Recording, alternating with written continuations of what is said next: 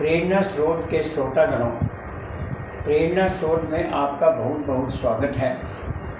आज हम प्रेरणा स्रोत के अंतर्गत सर्वप्रथम तो आपको ये बताए थे कि पिछली कुछ बातों के बारे में आपको व्यायाम के बारे में बताया था। कुछ व्यायाम खड़े होकर के करना होता है, कुछ व्यायाम बैठकर और लेटकर करने के होते हैं, उसके बारे में कुछ बातें बताई थी। और व्यायाम में ये ज़रूरी नहीं कि जो बताया गया है वैसे ही किया जाता है। आपकी सुविधा अनुसार व्यायाम को आप बदल भी सकते हो, जैसे आपके सुविधा है। अब मैं तो अपने अनुभव की बात बता रहा हूँ। रात को जैसे सारा शरीर दुखता है और सुबह उठते ही और जब एक्सरसाइज व्यायाम वगैरह कर लेते हैं तो सब दुख दर्द दूर हो जाता है। तो कुछ मैंने खड़े होकर करने की प्रक्रिया बताई थी। तो खड़े होकर के प्रक्रिया में करीब 5-7 प्रक्रियाएं बताई थी। हर प्रक्रिया को करीब करीब 7 बार कम से कम करना है। इससे अधिक बार करो तो और भी अच्छी बात है। लेट करके तो जो खड़े होकर के प्रक्रिया की गई है उसके अंदर पैरों की एक्सरसाइज हो जाती है, हाथों की एक्सरसाइज हो जाती है और सब प्रकार की एक्सरसाइज हो जाती है। और लेटकर करने में पेट की एक्सरसाइज भी हो जाती है। और सामने जो है सूर्य यानी आलती पालती मार करके बैठना, उसके अंदर 7 चीज़ें मैं बोलता हूँ। पहले चीज़ बोलता हूँ श्री गणेशाय नमः, श्री गणेशाय नमः। ये आप 7 बार करो। पहले तो बोलेंगे त्वमेव माता च पिता त्वमेव। फिर दूसरा ये आपको 1 बार करना है और श्री गणेशाय नमः, श्री गणेशाय नमः ये 7 बार करना है। तीसरा जो है जय सूर्याय नमः, जय सूर्याय नमः ये भी 7 बार करना है। और चौथा जो है ओम भूर्भुवः स्वः तत्सवितुर्वरेण्यं ये भी 7 बार करना है। और 5वां जो है ये जो वार जो है, जैसे आज मंगलवार है तो मंगलवार के बारे में आप 7 बार श्री मंगल देवता की जय, श्री मंगल देवता की जय, बजरंगबली महाराज की जय, ये 7 बार करने बजरंगबली महाराज की जय। और सर्वम देवताय की नमः, सर्वम देवताय नमः। और साथ में जो है अपने सभी देवताओं को नमन करो, सभी देवताओं की जय। सर्वत्र पूज्यते सर्वत्र देवताय नमः, सर्वत्र देवताय नमः 7 बार करो। आलती पालती मार करके जैसे सूर्य नमस्कार करते हैं, सूर्य नमस्कार तो खड़े होकर के भी करते हैं, बाकी ये बैठ कर के बताया आपको। अपने इष्ट देव के सामने बैठ के भी कर सकते हो, आप कहीं भी बैठ के कर सकते हो। ये मैंने कुछ बातें बताई जो कि आपको व्यायाम जो है जीवन में उपयोगी रहेगा। और ये आप अपने हिसाब से भी परिवर्तन इसमें कर सकते हो, जैसा कि मैंने बताया है। क्योंकि स्वास्थ्य है तो जीवन है, अगर स्वास्थ्य नहीं तो जीवन कुछ भी नहीं। इसलिए स्वास्थ्य के लिए उचित भोजन करना जो आपको ताकत दे, और उचित व्यायाम करना, और अपने आप को व्यस्त रहने की कोशिश करना। कुछ बातें ऐसी हैं, आयुर्वेदिक दवाइयों को आप ले सकते हो। आयुर्वेदिक दवाइयाँ जो ऐसी गुणकारी होती है, क्योंकि जहाँ पर बीमारियाँ पैदा होती है वहीं पर उसी देश में उसके इलाज के पौधे भी पैदा होते हैं। जैसे भारत में कोई बीमारी पैदा हुई है तो वो भारत के अंदर उस बीमारी के इलाज के लिए पौधे भी पैदा होते हैं। अगर बीमारी तो भारत में हो तो ये ना सोचो कि अमेरिका में उसके पौधे मिल जाएंगे, क्योंकि प्रकृति ने ऐसा नियम बना रखा है कि जहाँ पर बीमारी होगी वहाँ पर उसका इलाज पहले निकाला जाता है। तो प्रकृति भी हमारे पर बहुत, तो आयुर्वेद को आप अपना सकते हो। और भी जो आपकी उचित समझो उस को करके अपने स्वास्थ्य का पूरा ध्यान रखना चाहिए। तो ये जो बातें हमने कुछ की है व्यायाम के अंतर्गत की है, स्वास्थ्य के अंतर्गत की है। तो स्वास्थ्य का बड़ा भारी महत्व है। स्वास्थ्य है तो सब कुछ है, वरना कुछ भी नहीं। तो ये मैंने कुछ बातें स्वास्थ्य के लिए बोली है। अब मैं आपको कुछ बातें माँ बाप के बारे में बताता हूँ। ध्यान से सुनना, सुनने की बात है। क्या सुनने की बात है? लाख करो तुम पूजा, लाख करो कोई तुम पूजा, तीरथ करो हजार, तीरथ करो हजार, और माँ बाप को तीरथ करो हजार। और इस प्रकार से अगर माँ बाप की सेवा कर न सके तो जीवन है बेकार।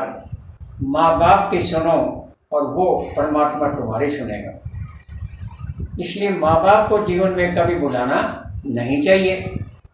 माँ बाप का जीवन में क्या महत्व है, ये कुछ लाइनों में मैं बताना चाहता हूँ। मतलब, भूलो सभी को मगर माँ बाप को कभी भूलना नहीं, उपकार अनगणित है इसके, इस बात को कभी भूलना नहीं। पत्थर पूजे कई तुम्हारे जन्म की खातिर अरे, पत्थर पूजे तुम्हारे जन्म की खातिर अरे, और मोम बने, उनका दिल भी मोम बन गया है पत्थर पूजते पूजते। मोम बने पत्थर का दिल कभी दुखाना नहीं, दिल कभी दुखाना नहीं। और वो कहते हैं, मुख का निवाला देकर अरे आपको जिन्होंने पाला है, जिन्होंने बड़ा किया है, जिन्होंने पाला है, और अमृत पिलाया है तुमको, जहर उनको कभी पिलाना नहीं, जहर उनके प्रति कभी उगलना नहीं, जहर उनके प्रति कभी उगलना नहीं। अरे सेवा बिन राख है, मद में कभी भूलना नहीं। और अगर आप संतान से सेवा चाहते हो तो संतान बनकर माँ बाप की सेवा करो। सभी संतान बनकर माँ बाप की सेवा करो। क्यों? कि जैसी करनी वैसी भरनी। क्योंकि अगर आप माँ बाप की सेवा करोगे तो बच्चे देख करके आपकी सेवा करेंगे। अगर आप माँ बाप को दुत्कारेंगे तो बच्चे आपको देख करके आपको भी दुत्कार देंगे। एक मेरे को छोटी सी कहानी याद आ जाती है। एक इसके अंदर क्या था कि एक जो है कैंची की कहानी है, कैंची। तो एक बार क्या हुआ कि दादा जो है और पोता वो खेल रहे थे खूब जबरदस्त, बड़ी अच्छी ढंग से। परंतु दुर्भाग्यवश पोते की माँ यानी बेटे की बहू गुजर गई। बेटे की बहू गुजर गई तो अब बेटा तो दूसरी शादी कर लिया। तो दूसरी शादी जब बेटा कर लिया तो जो नई बहू आई तो उसने ससुर को दुत्कारना शुरू कर दिया। और उसने कहा भी ससुर अगर इस घर में रहेगा तो मैं इस घर में नहीं रहूँगी। बड़ी कमाल की बात है भाई। तो ससुर तो मालिक है। बोला नहीं, ससुर अगर, बोला ऐसी बात है। तो उसने ससुर को वृद्धाश्रम में भेज दिया। वृद्धाश्रम में भेज दिया तो वहाँ पर एक रज़ाई खरीद के लाया बेटा, पोता नहीं बेटा, रज़ाई खरीद के लाया कि हे पिताजी मैं आपको वृद्धाश्रम में भेज रहा हूँ, आप इस रज़ाई को ओढ़ करके बड़ा शानदार जीवन बिता सकेंगे। तो बहू आई, जो नई बहू थी, दूसरी जो उसकी, तो वो बोली अरे ये क्या? बोले पिताजी के ले आऊँ भाई, वृद्धाश्रम में अपने आराम से सोएंगी, आराम से रहेंगी। बोला अच्छा ऐसी बात है। तो बोला इतनी कीमती रजाई देने का क्या मतलब है? तो पोता सभी बातें सुन रहा था। तो पोते ने फट से कैंची लेके आया और कैंची लेके आया, उस रजाई के 2 हिस्से कर दिए। कंबल के 2 हिस्से कर दिए। बोला एक हिस्सा तो दादाजी को दे दो और एक हिस्सा मैं अपने पास रख रहा हूँ। जब मैं बड़ा होऊंगा तो तुम्हारे को वृद्धाश्रम में भेजूंगा तो ये टुकड़ा तेरे को दूंगा मैं। अब आप इसी से अंदाजा लगा लो, जैसा आप कर्म करते हो वैसा ही जो है प्रकृति आपके साथ करती है। जैसा कर्म करोगे बंदे वैसा ही फल पाओगे। जैसा आप करोगे वैसे ही देखा देखी बच्चे करेंगे। तो ऐसा कर्म कोई ना करो जो दुख देने वाला हो, तो आप सबकी सेवा करो, माँ बाप की सेवा करो, भूलना सभी को, मगर माँ बाप गुरु और रिश्तेदार मित्रगण और पास पड़ोस वालों को कभी ना भूलना, क्योंकि आप इन सभी की वजह से आप इतने बड़े बने हो। आप इनके ऋणी हो। आप इनका ऋण कैसे चुकाओगे? आप इनका ऋण चुका सकते हो कैसे? सेवा करके। कैसे सेवा करके? अगर आप अध्यापक बने हैं तो गरीब के बच्चे को पहले पढ़ाओ। अगर आप जो है डॉक्टर बने हो तो गरीब का इलाज पहले करो, उसको दवाई भी फ्री में दे दो। अगर आप वकील या जज बने हो तो गरीब को न्याय पहले दिलाओ। जिनके आप ऋणी हैं, गरीब का मतलब जिनके आप ऋणी हैं, उनका ऋण चुकाने की बात कर रहा हूँ मैं। गरीब का मतलब गरीब नहीं है, गरीब का मतलब जिनके आप ऋणी हैं, चाहे वो पास पड़ोस वाले हैं, चाहे गुरु है। और गुरु को तो कभी भूलना ही चाहिए। क्यों? पहले तो माँ बाप के बारे में मैंने बताया, माँ बाप को ज़िंदगी में एक ही बार मिलते हैं, माँ बाप को बार बार नहीं मिलते हैं। माँ बाप को तो आप भूल ही नहीं सकते, ये तो हमारे प्रथम गुरु हैं। और जो जीवन का निर्माण करना जो सिखाते हैं वो हमारे द्वितीय गुरु हैं। और उस गुरु जैसा तो बोला, 7 समुद्र की बसी करूँ लेख निशब बन राय, 7 समुद्र की बसी करूँ लेख निशब बन राय, धरती सब कागज करूँ तो गुरु गुण लिखा न जाए।